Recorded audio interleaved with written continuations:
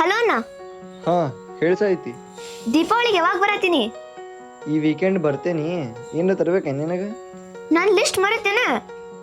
ಹಾ ನೆನಪೈತಿ, ತರ್ತೇನೆ ತಗೋ. ಹಾ ಆಯ್ತು ತಗೋ, ಬಾಯ್ ಬಾಯ್. ಬಾಯ್ ಬಾಯ್.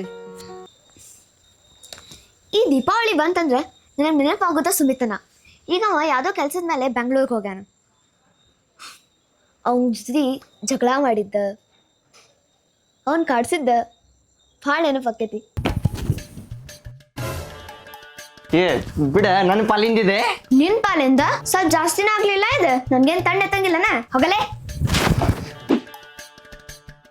ಏ ಅಲ್ಲಿ ಮಮ್ಮಿ ಒಳಗ್ ನಿನ್ ಕೆಲಸ ಹೇಳಲ್ಲ, ಇಲ್ಲಿ ನೀ ಫಾಲ್ತು ಫೋನ್ ನೋಡ್ಕೊತ ನಿಂತಿ. ಹೋಗಿ ಕೆಲಸ ಮಾಡೋಗ್. ಪುಟ್ಟಿ, ಫ್ರಿಜ್ ಒಳಗೆ ಐಸ್ ಕ್ರೀಮ್ ಇಟ್ಟೇನಿ, ಫೋನ್ ಕೊಟ್ಟ ಐಸ್ ಕ್ರೀಮ್ ತಿನ್ನೋದು. ಐಸ್ ಕ್ರೀಮಿಗೆ ಫೋನಿಗೆ ಏನ್ ಸಂಬಂಧ? ಕೆಲಸ ಮಾಡೋಗು, ಆಮೇಲೆ ಫೋನ್ ಕೊಡ್ತೇನೆ.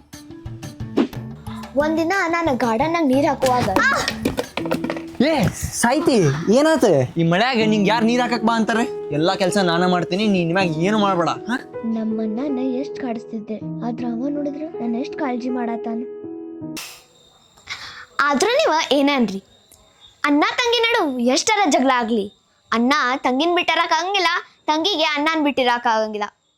ಈ ಅಣ್ಣ ತಂಗಿ ಬಾಂಡ್ ಐತ್ಲಾ, ಒಂದ್ ಸ್ಪೆಷಲ್ ಬಾಂಡ್ ಅಪ್ಪ.